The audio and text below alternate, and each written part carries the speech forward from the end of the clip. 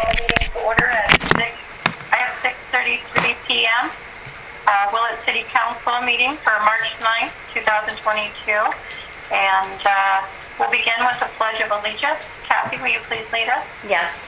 I pledge allegiance to the flag of the United States of America and to the republic for which it stands, one nation, under God, indivisible, with liberty and justice for all.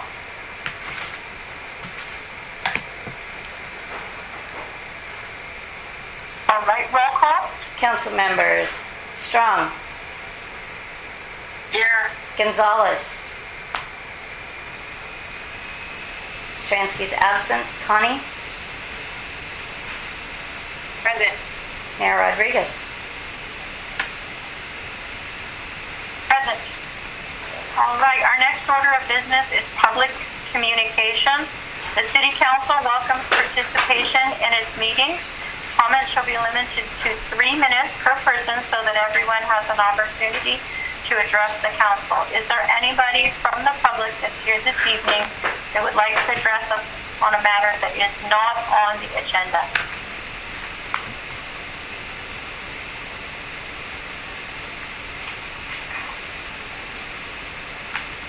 All right, having heard none, we'll move on to public matters. We have a presentation of a proclamation and recognition of Women's History Month. And this year, the Mendocino Women's Political Coalition, the Ukiah American Association of University Women, have chosen 3 honorees to give an award to. And we have the 3 honorees are Cindy Savage from Willett Daily Bread, Shirley Matilton Feather, Native American entrepreneur, and Camille Schrader from the Redwood Community Services. We have with us today Cindy Savage from Willett Daily Bread, and we want to congratulate her for being an honoree that will be celebrated on Sunday, March 20th from 1 to 3 at the Saturday afternoon clubhouse. And then let me flip over to the other screen here.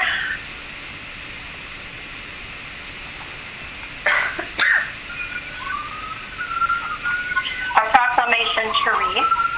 So, recognizing March 2022 as Women's History Month, whereas in March 1983, the first Women's History Gala celebration in Mendocino County was held in the Anderson Valley High School. Thereafter, each year it has been held in the city of Ukiah, the seat of Mendocino County, with a celebration this year marking its 39th anniversary.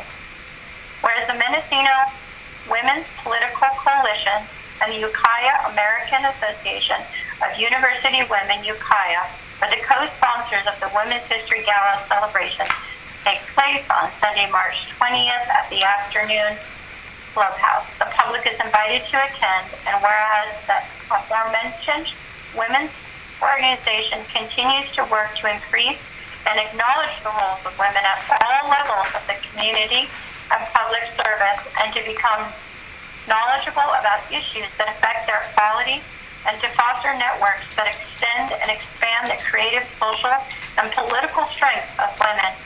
Whereas promoting and celebrating the quality and achievements of all women continue to be at the core of the 2022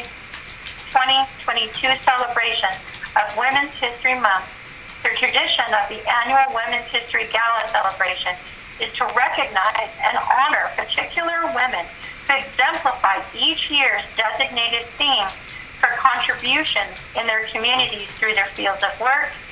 And History Month, and whereas women providing healing, promoting hope, is the theme for this year's celebration, celebrating the ceaseless work of caregivers and frontline workers during this ongoing pandemic, and also a recognition of the thousands of ways that women of all cultures have provided both healing and hope throughout history.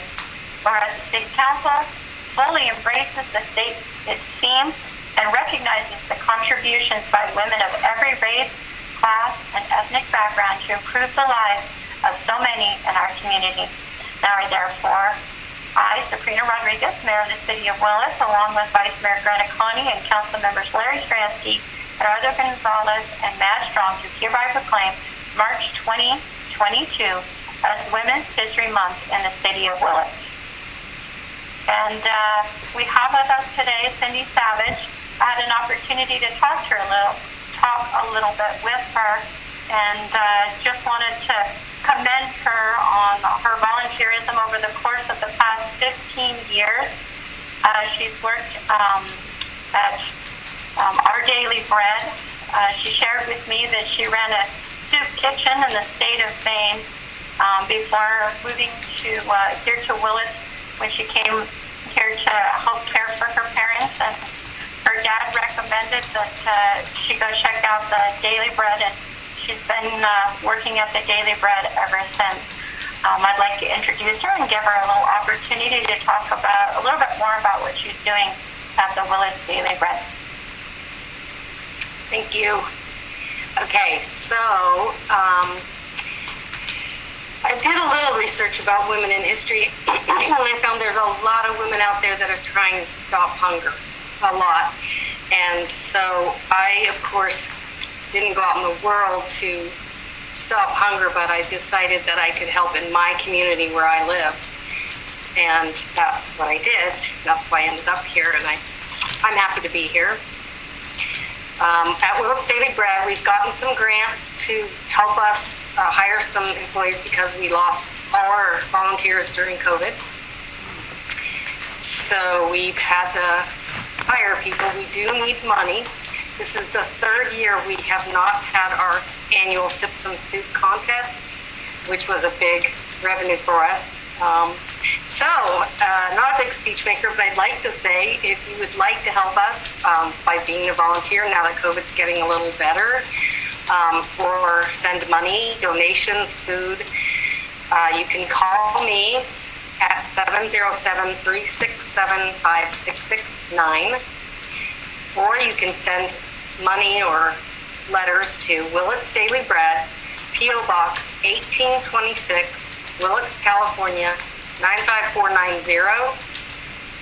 I guess that's all I have to say. Thank you for inviting me to speak on here, and hopefully we'll get some help. We'll get back to Sip Some Soup hopefully next year. Thank you for your leadership role in our community. You're appreciated. Thank you. You guys all have a nice night. Thank you. Enjoy your meeting.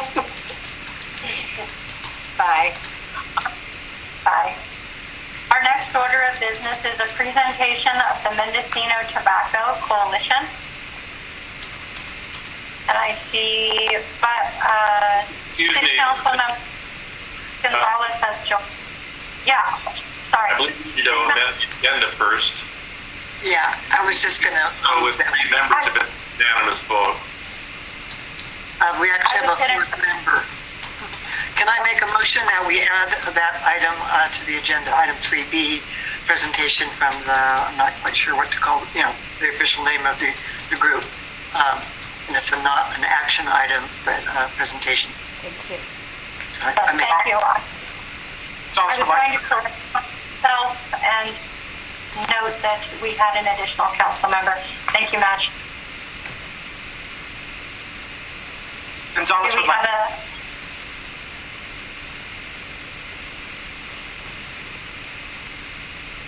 Jerry's trying to say something. I just wanted to second your motion. Thank you. Thank you. We have a motion and a second.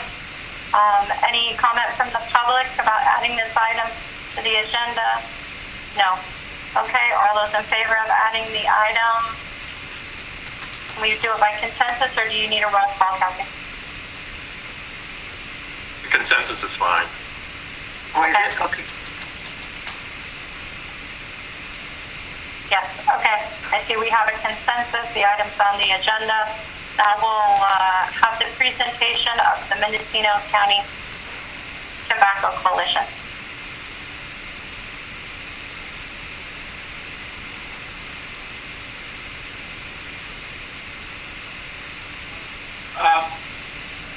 Madam Mayor, I may jump in here. I haven't received any updates from their staff members. Today they were going to have a meeting to discuss kind of what they were going to present tonight. There was a little bit of, besides the miscue on the agendas, and we apologize for that, but we had two agendas floating around internally and externally, and it was on the internal one and it didn't go out publicly, the publicly posted one. So the coalition originally thought what was going to be talked or presented tonight was an ordinance for your consideration regarding flavored tobacco and some tightening of the standards on the retail component of that. Unfortunately, there was, like I said, it was miscommunication between myself and Mr. Olson, Larry Olson, who's been representing the coalition. And then I had a subsequent discussion with Jim Lance. We recognized that, we need to put together a document for your consideration, and we're looking to do that for either the next meeting come up here in March on the 23rd or the April 13th meeting. So it looks like I'm going to need to reach back out to the coalition and see what they're ready to do and go from there.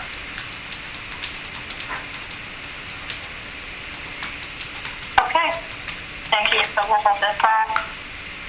Enactment of ordinances, we have none this evening. Consent calendar, we have 2 items. The City Council minutes from February 9th, 2022, and the resolution ratifying extending for an additional 30 days approving of continuing virtual City Council, Commission, and Committee meetings pursuant to AB 361. Councilmember Strong? I move approval of the consent calendar. Councilmember Gonzalez, is that a second? Second. Thank you. All right. Anybody from the public want to address us on this matter? Any further comments or questions from council? Okay. Call for the vote. Councilmember Strong. Yes. Gonzalez.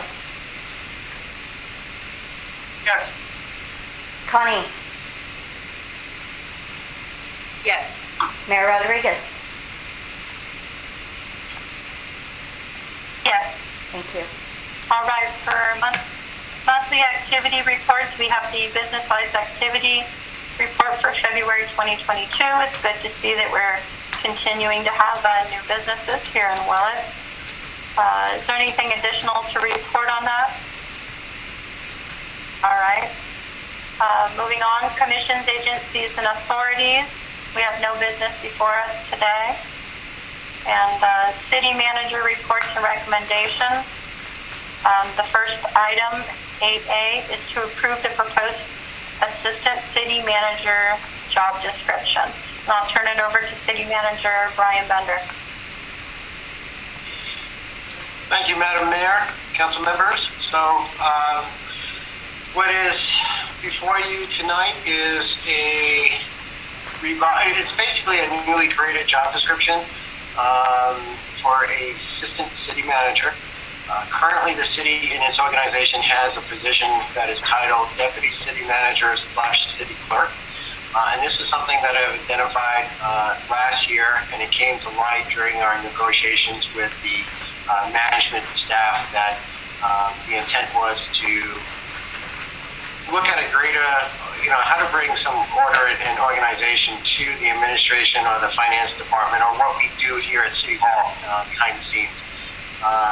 The city clerk is a very defined role in a municipality, and we see that role increasing with the number of public records requests, interaction with the public, business license processing, as you just saw, February listings, utility accounts, and just interacting with other municipalities and other agencies.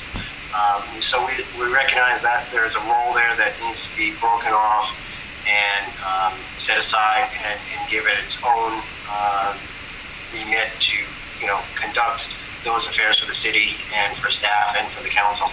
And then with that, as my 1-year tenure has rolled into 2 years here and trying to, understand what's happening with the organization, I see the need to have myself as currently the city manager and then a cleared number 2, and that would be the assistant manager position. That's the job description you see here.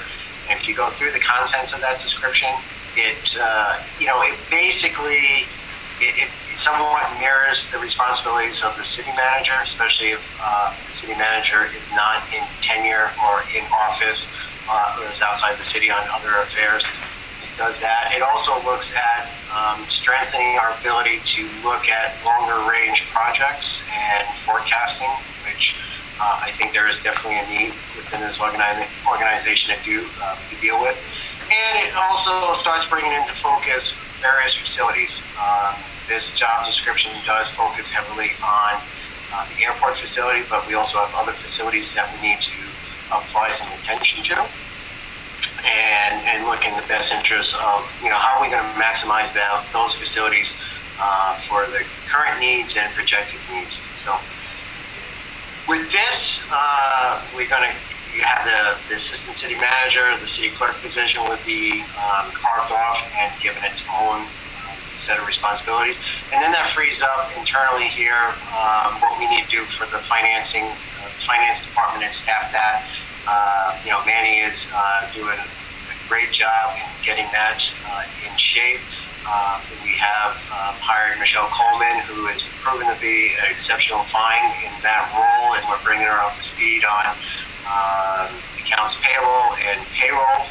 But we also have some needs for additional finance support staff, and that's something that we'll be looking at to do. But this kind of is a domino effect. We will square away the assistant city manager, then the clerk, and then we'll look at what we need to do for accounts payable and accounts positions within the organization. So kind of a restructuring of staff, utilizing both what we have internally with the skill sets and personalities, and also bringing in new individuals. And like I noted with Michelle's introduction to the organization, we have been successful. It's been a little bit of a tough slog in attracting good candidates, but we are very selective of who we do interview, and it's proving to be beneficial. So that is what I have. And this, what you're looking at tonight is this job description to bring it back into our system. And looks like for the March 23rd meeting, Manny's going to have mid-year budget commitments, and there's going to be some salary adjustments for these positions.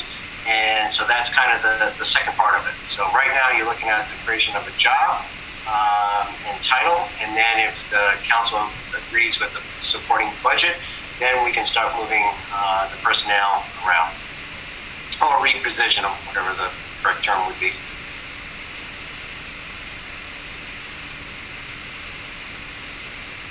Okay, I'll entertain a motion.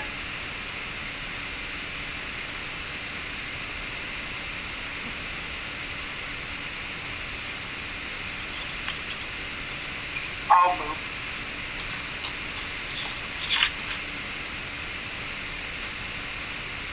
Thank you, Councilmember Gonzalez. I'll second. Thank you, Vice Mayor Connie. All right, we have a motion and a second. Is there anybody from the public that would like to address us? All right, does council have any questions? I see Councilmember Strong. Yeah, I support this, and we've talked about it, the need to have more assistance to our city manager, and that doesn't have to be the same person that has been city clerk, and that makes sense to me. In the bigger picture, I just want to make sure we don't get too carried away adding permanent administrative staff and get, just because that's kind of overhead. That's overhead for the whole operation of the city.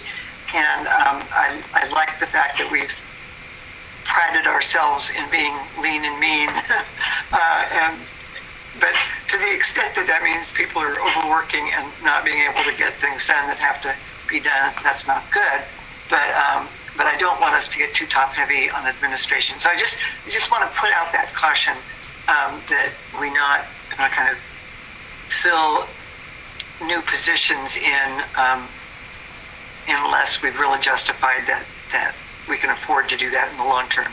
Once you've added a position, you're committed to that. So just a cautionary note, that's all. But I do support this.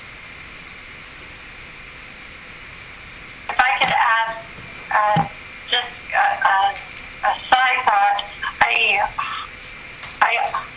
understand that you don't want to add from the top, but I don't see this as really adding to the top layer of administration.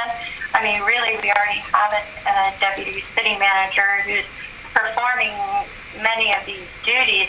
For me, it's really an issue of we have somebody who's a valuable resource, and we're having them do duties that don't. Are we using their time in the best possible way? And I see this as solving that problem and making it so that the taxpayer is getting more for their dollar. So I don't know. I see it a little bit different. If I can just respond to those two sets of comments. Duly noted. We're not trying to create a top-heavy structure. I think that's the farthest extent. We're not there yet. We couldn't do that. Like I alluded to earlier, in my conversations with the council and where we want to go, or what I like to focus on at least this year and rolling into my continued tenure here, is that we need to start projecting the organization forward. We have resources now. We're starting to put the correct staff in well position, get our internally our organization squared away and looking at other options. And I think we were a little bit deficit for any number of reasons. And obviously I'm saying that because that's what I came across as I did a critical assessment of this organization. And I think some things got lost. And having the assistant city manager position, looking at a cross between daily functions and then long range functions, and then providing that resource to the city manager. Over the last several months here, I've recognized there's a need for that. You talk about return on your investment. I think the council made a very expensive investment in my tenure here, and I want to return that. And for that, for me to do what I need to do, I need to support team. I support staff, and then in return, an organization both works vertically and horizontally. So that's what we're trying to do.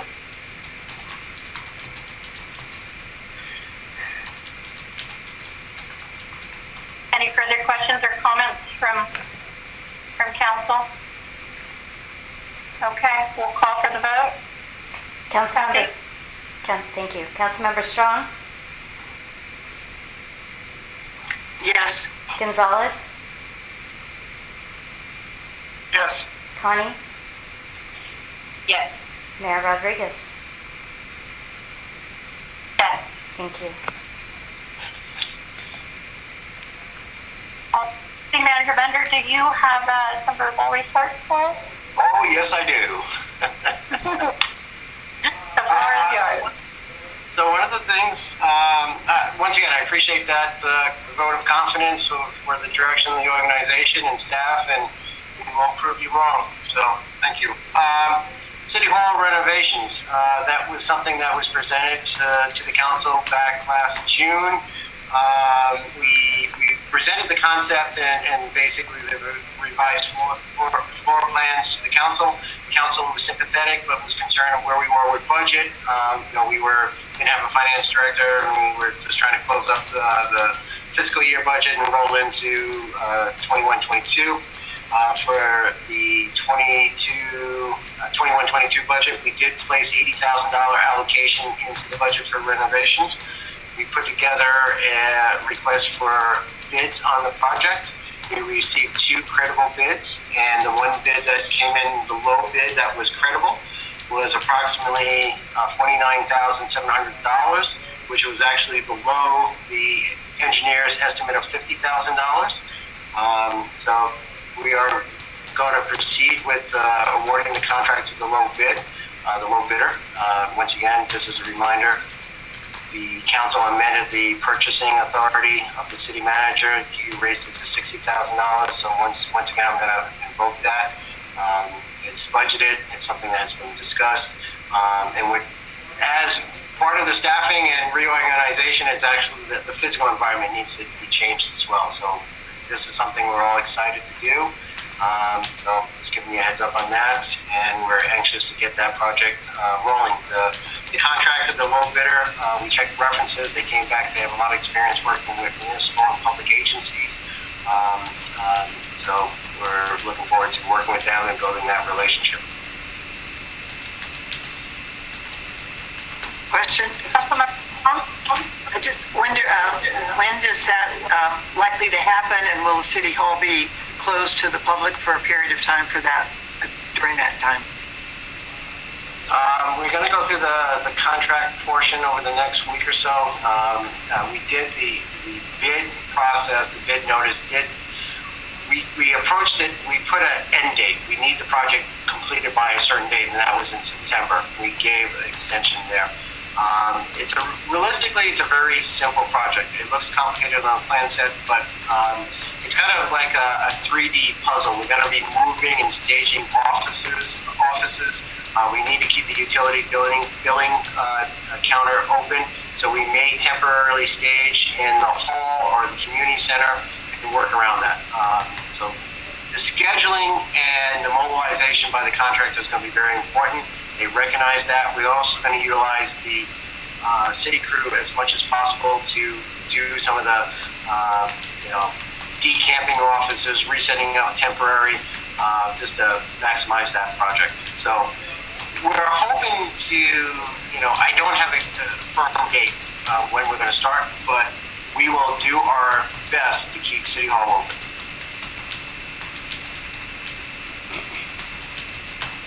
Vice Mayor Fani?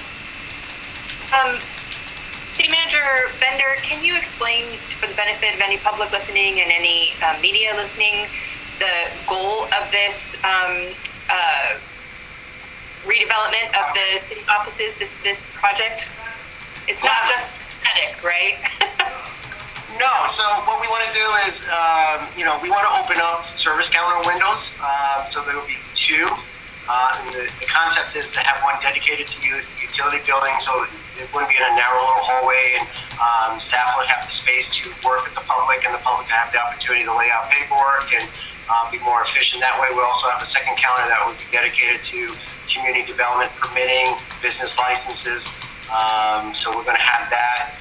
And the way it's going to be configured, if we ever get another pandemic or something where we have to manage our interaction with the public, it would be easier to put dividers up or separate, have greater separation, both for the staff's benefit as well as the public. And then it allows more efficient workflow between the offices here, because the deputy city manager's office right now is kind of a pass-through.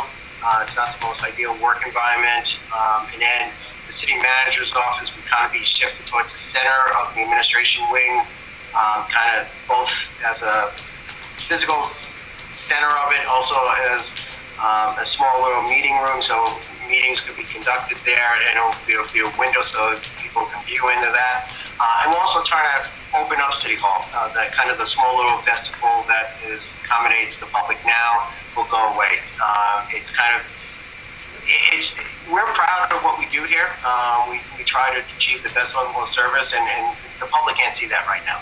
They don't know what's happening behind the scenes through a little window and closed doors, and that's not the ideal perception we want to present to the public. Thank you so much. Thank you for increasing the transparency for our local government. Always. Councilmember Gonzalez? Yeah, this contractor is not local, is that correct? Correct. Their headquarters all their correspondence is based out of Vegas, Las Vegas, Nevada, and I think what they do is I think there's their national headquarters, and I think they have a team of contractors who they assign to projects. And like I said, they work with the National Park Service, other federal agencies at their location. So I think what they do is they have a team of contractors that they bid work out, and then they assign contractors. They may be using some local subs, but I don't know that for a definite answer. Thank you. Then I was wondering if you could share with the public some upcoming agenda items. You gave us a timeline of some future agenda items that I think might be helpful. Public has been asking what day, which meetings those might be on the agenda. Are you able to pull up your list, share that? Yeah, so our agenda scheduling of topics kind of got postponed a little bit, and we respected the request by Councilmember Stransky, who is going to be out of town, or at least going to miss these two meetings, and that's relating to the two water items. One is the groundwater the operation plan, the supporting plan. That is going to be on the April 13th agenda, and the intent is that the operations plan already has been reviewed by the Water and Wastewater Committee. I think there's going to be some minor changes to that, some editorial changes as well, but it's ready to be released publicly and to the council so you can have a chance to look at it. So we can use this time if you have concerns that we can address them at the April 13th meeting. The April 27th meeting will be the the bulk water fill station policy. That is something that the council has asked as a follow-up to all that activity that took place at that facility last summer. That is being composed right now, and that's going to be on, like I said, the April 27th. We're still looking to see if we can accommodate, also part of the budget allocation that is in the budget is money set aside that was generated from the revenue of the bulk water sales to improve public facilities, and we want to present to the council a couple of concepts for revitalizing that area of the ball fields, that parking area. We want to make that a node for the community. It gets a lot of activity, and I think there's a need for that as well. So that's going to be coming up in April. Like I noted earlier, March 23rd, there will be a mid-year budget that Manny is overseeing. He's putting some structure to it. He's holding department heads to some certain tasks on reporting back on budget amendments, either over or under. So that'll be a good opportunity to look at. Let's see what else we got going. I think on the April 27th meeting, there will be a presentation from the consultants working with MCOG on our local road safety plan. That is going to be coming forward on that. I'm looking at, I was just checking with Scott Herman and see if Trout Unlimited is going to come back in April to make a formal request to acquire water to augment flows in the fisheries. That's something that the council has already heard, and that's something we want to bring back, get some staff level discussion on that. So, let's see. Is there any more topics, or did I just lose everyone? That was great. Thank you. So I have a couple other items here I just want to throw out there. So unfortunately, the last meeting was a little light. This one may be a little light as well. And going into March and April, I think we're going to have some good, valuable topics to be put on the agenda. So just bear with us. Staff is working the best. Oh, we also have Blossom Lane that's going to come before March 23rd meeting. That street rehabilitation project that I know staff has been crunching away on it. So I applaud the efforts of Jeremy and Andrea over there on engineering. So, question? I have a question. Yeah, when is the urban forest thing going to come back? You had to call me out on that. I haven't had. I've been meeting to meet with Dusty on several other projects. And Dusty, are you on here? Do you want to jump in? Maybe not. I don't see him responding, but I just talked to him about it today, and he was just sharing with me that there are different elements that they're still continuing to work on, and it's not ready yet. Okay. So there we got it straight from the update there. So two other items I want to bring to the council's attention briefly here. COVID. Dr. Barn released a new order last week on Friday that rescinded the previous order. So mask wearing indoors is at a recommendation level.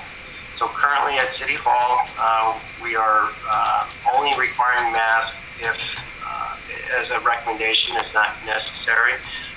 But if an individual enters City Hall who wants to wear a mask, please, they are free to do, or we would encourage that. We do not want to prevent anyone from wearing a mask. And I also want to stress that out to the public as well. If an individual wants to enter into an establishment and wear a mask, please let them do that. That's their right. So that's something that should be noted. On the COVID front, all our numbers, all the indexes are going down, and hopefully that will continue through spring and summer, and hopefully we have some normalcy this summer for events and activities and traveling and gatherings and all that. The last item I just want to bring to the benefit of the council is you may have received notice, but the Redwood Empire Division of Cal League Cities is having their that division meeting in Ukiah on March 25th. So they're having a couple of presentations. They're giving updates on projects that have been achieved in Ukiah, and I think there's a dinner event later that evening. So if you're interested, please look into it. Go ahead. A quick question of Jim Lance. It isn't really about the League of Cities, but if there's a big public meeting and it's open to the whole public, can more than 2 council members attend? And under the Brown Act, even if they were commenting about issues that are publicly under discussion, is that legal under Brown Act? If it's a open meeting that's open to everybody else, yes, they may attend and speak. But can you give me more of a specific example of what you're referring to? Well is planning a forum. We have one March 31st. I'll announce that later. But in June or maybe July, we're going to have one about power and impact of electrical power grid on climate change. And we just want to be able to invite all elected officials, not only Willits, but county supervisors and possibly other people. We just wanted to know what the rules are. Yeah, I think that's permissible, but let me get back to you on that if I could. Okay, it would certainly be open to the whole public. Sure. So, Madam Mayor, Council, that's my updates. If there's any other outstanding questions or comments, like you just heard, there will be a couple of big agenda items and some good, noteworthy discussions coming forward, and please look forward for that material. All right, thank you. We have department recommendations. It says there's no action item, but I just had actually a question for Kathy Moorhead. Maybe you want to put out there about the city pool hiring for lifeguards? Yes, I would. Currently, I believe we only have 6 lifeguards for this year. As last I talked to Maddie, which was last week, and we have to accommodate the pool correctly, we need at least 12 to 14. So I'd like to encourage anybody that already has their certificates or would like to take the class, please get in touch with Karen in our HR department, and we can get them started, get them signed up. We desperately need lifeguards for this year. I noticed that Mendocino College is offering a lifeguard class. Is that something that we're working together on, or? They do work with the pool manager on that. Yes, she lets them know normally how many she has for that class, and they're really good about accommodating. But I'm really hoping that we can get a few more, because I'm worried that we may have to cut pool services this year if we don't. So that will come. More information will come on that later as we get a little bit closer to season. What we're going to be able to accommodate for. Okay. And then, Dusty, are you on the line yet? As you were talking, City Manager Bender, I had a thought that I hadn't asked recently. I see Dusty's here. Okay. We haven't talked or received an update recently about, a while back we were looking for a grant to do some improvements at the dog park, skate park, and the city fields, and I was just kind of wondering about an update on that. I did have a few people from the community who have asked me from time to time. If we don't have an update this evening, that's fine, but maybe in the future we could just get a brief update on that. Can you hear me? I can now. Yeah. Okay. Yeah, I tried to unmute myself earlier, and I think it's a little bit different setup tonight. But so we did receive the grant for to make improvements to our parks, including the dog park, ball fields, soccer fields, etc. As soon as they awarded us the grant, they reminded us that we had received a previous grant to develop tennis courts at the location that's now used as the dance area for events surrounding Frontier Days. And so we're having to work through that prior commitment, recognizing that that space is no longer used for the tennis courts. So I've got I have some correspondence going on with the state to figure out how to rectify that situation. But at this point, we're reluctant to move forward with spending down the grant funds until we resolve the previous situation with the conversion of the tennis courts.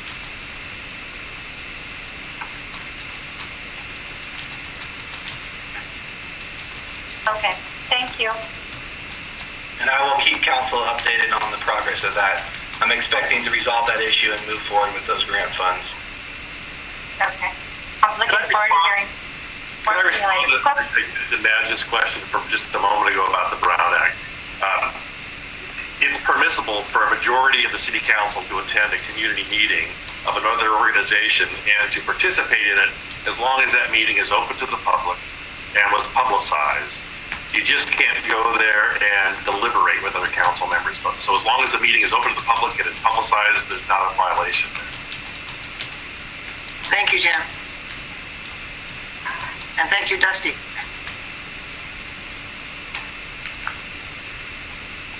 All right.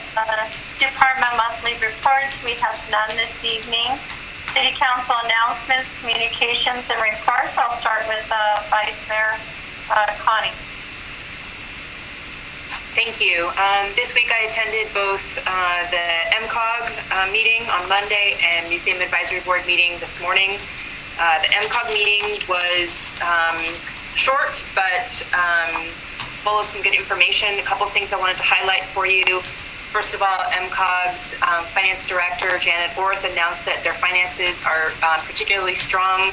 She attributes that to higher than anticipated sales tax revenues last year and also some CARES Act money that came in.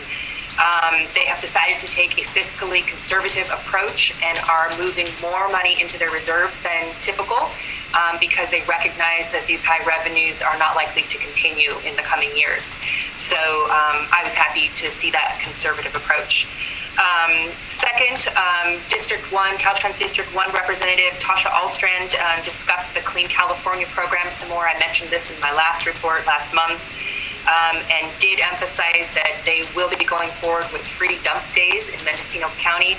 They anticipate those to be rolled out in late spring, and it will typically begin with things like amnesty for tires and mattresses, and then ultimately be opened up for all household items. So hopeful that people in our community will take advantage of that.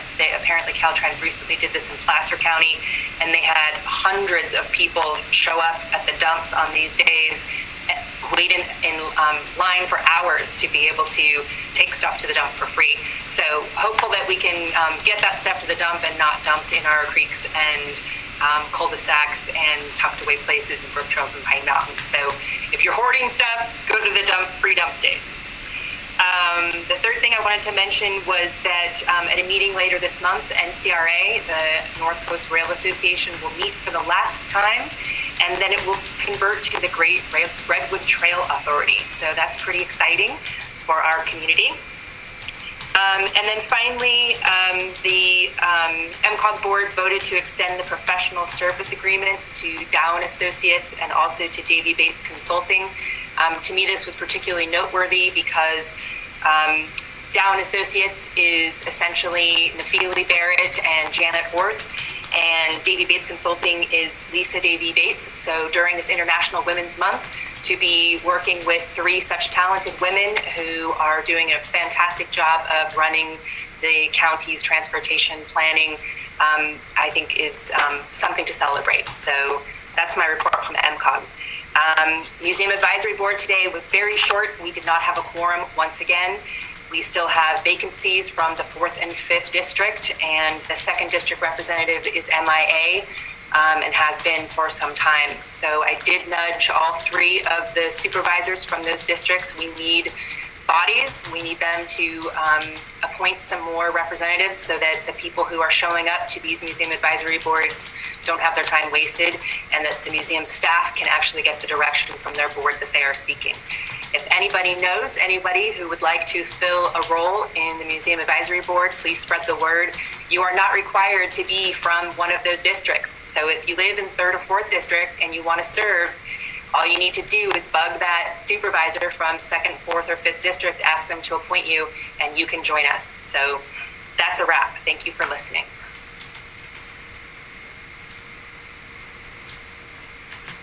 All right, that's interesting. I didn't realize that you didn't have to be from that district. All right. Councilmember Strong?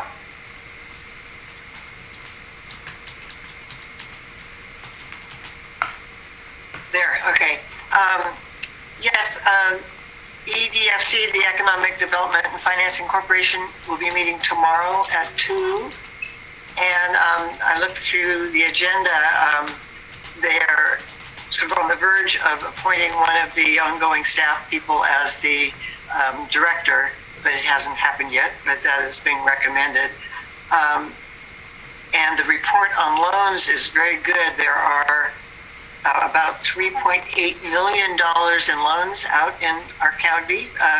Not only our county, but mostly our county. A little bit in Lake County and I think 2 in Sonoma County.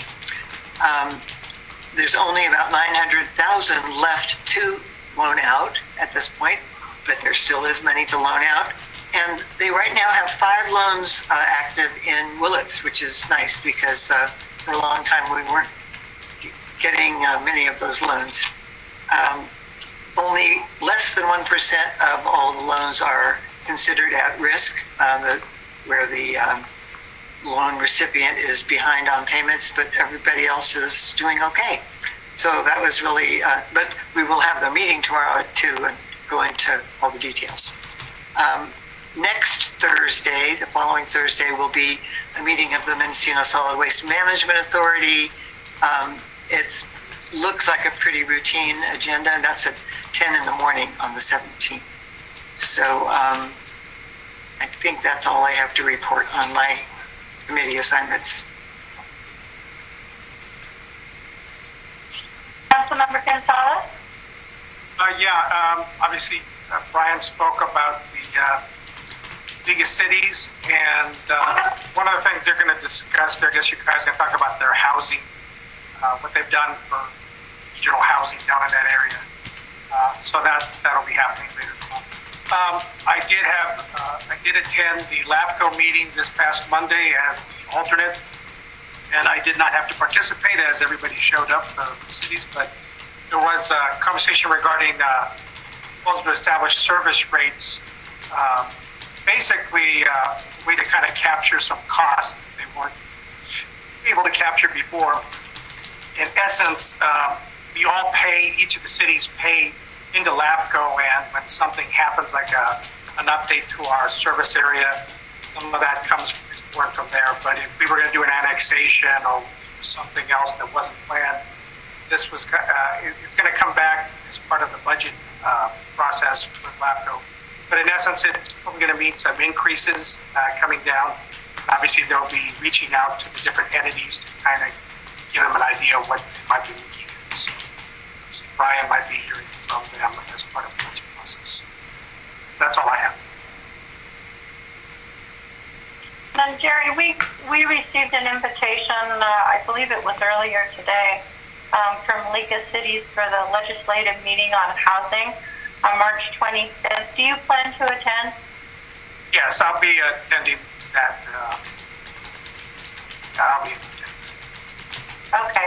So it's not open to the public, and I will also be attending. So there will be two of us attended in case anybody else received an invitation. Mash? I was hoping to attend also. Is that going to be a problem?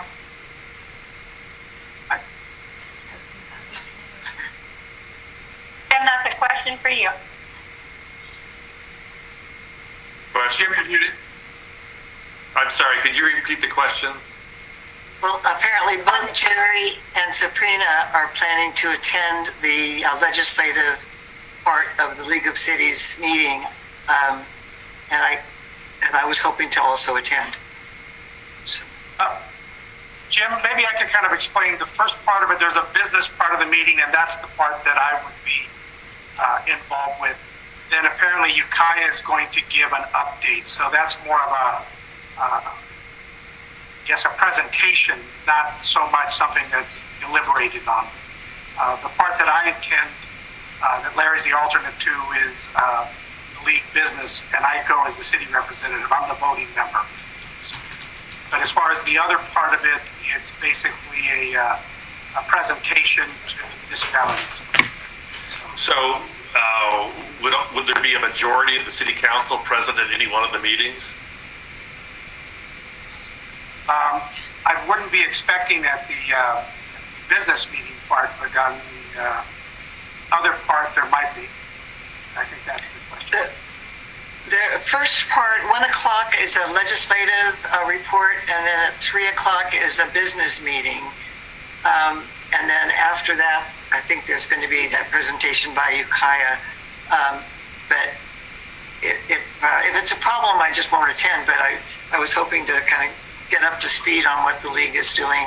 Like the legislative agenda is kind of interesting to me.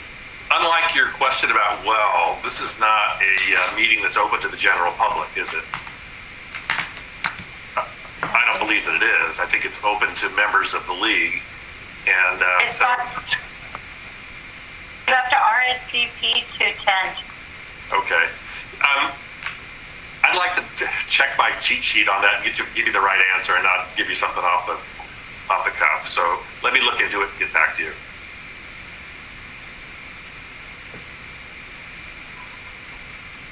Okay. Thank you. I just saw the dinner menu, and I'd like to go too. I'm kidding. Well, it doesn't sound like Jerry's going to dinner, and neither am I. I was only planning to attend 1 to 4:30. You've got dinner, Greta. And Matt. So are you telling me the only way we get participation is providing food? You have to pay for dinner. Yeah, okay. Okay, just keep that in mind. Keep that in mind. All right. City manager and I met again with Supervisor Hascheck today. We're meeting once a month, and I found that the meeting was very helpful in helping to share with the county concerns and needs that we have for the city of Willits, and likewise Supervisor Hascheck sharing with City Manager Bender and I what's happening and maybe what the county's thinking or what their needs are. So I very much appreciate that opportunity. And then I had the opportunity with Councilmember Gonzalez and Stransky to attend the swearing in for the new fire chief and want to welcome him. And MTA did not meet yet, and so that would be it for me. Let's see. Good and welfare. just congratulating the other women on the board, on the council, in recognition of Women's History Month, how far we've come, and say that I appreciate both the men and the women on this council who contribute to being active in shaping the city of Willits. Anybody else have good and welfare? Oh, let's see. Go ahead, Madge, and then Greta. Will is organizing another forum this month at the very end, March 31st, and it's going to be Fire Are You Ready? Because the fire season is happening basically year-round now. And so a lot of people are up to speed, but there are a lot of people that still need to know not only how for them to be prepared and their property to be as prepared as possible, but to find out what the public agencies are doing to be prepared for the next fire emergency. So that's going to be on March 31st at 6:30. It's going to be a Zoom meeting. It's open to everybody. We're going to have the fire chief for Willits, Little Lake Fire, Brook Trails, CAL FIRE, Scott Craddy of the Fire Safe Council, Keith Rutledge of the Sherwood Fire Safe Council, and John Haschek is going to be the moderator. So there should be a lot of good information about what those agencies are doing to be prepared, and also letting the public know how they can help be prepared. So that's going to be March 31st. Anybody want to come, just join on Zoom. We'll have that information out. City Attorney Jim Lance, did you have a question? Yes, no question. I just wanted to say I consulted my cheat sheet this last couple of moments on this Brown Act issue, and it is permissible. There is a public conferences exception to the Brown Act that allows a majority of the council members to attend a conference as long as it's open to the public. And so I don't know the answer to the question about whether this conference is open to the public, but if it is, then the majority may attend. All right, that's good to know. Okay, Vice Mayor Connie? I just wanted to piggyback on what you had said, Mayor Rodriguez, recognizing the three women here on the council. I was having a conversation just the other day with Willits resident Carol Orton, who some of you may know. She's lived in Willits for many decades. And she let me know that she was actually the first woman to run for the city council in Willits. She believed it was maybe 1978. There were no women. She thought that was terrible, so she ran. She did not win. But here we are 40 years later, and we now have a council that's dominated by women. We have 3 out of 5 council members are women. So 40 years, it's not that long to have such a sea change. So proud to serve with all 3 of you, with our gentlemen as well, but particularly proud of the ladies. So thank you, everyone. All right, if we have no further business, we have no closed sessions this evening. We will adjourn at 7:32. Thank you all. Thank you.